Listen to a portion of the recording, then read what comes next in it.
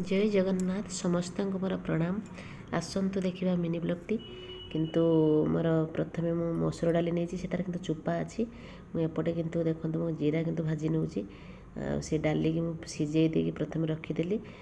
से मसुर डाली चुपा अच्छी किंतु तार पकड़ापी मसुर डाली सहित मु पालंग किसी बैगण आलू नहीं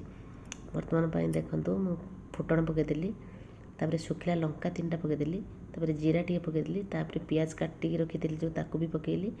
तापर टी पियाजटा मौली आसला अदा रसुण पेस्ट अल्प टी पकईली तापर हेंगु टी पकई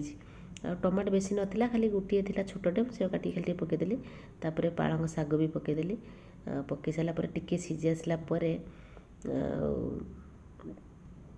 भजार ये मुझे जीरा गुंड लंका गुंड पकईदेली से पालंग शाग सीझी आसला मुझे डालीटा जो सीझे रखी मसुर डाली से मसुर डाली पकईदेली। देखो तो केते सुंदर भाव में तरकारी रेडी होगा। रोची जय जगन्नाथ।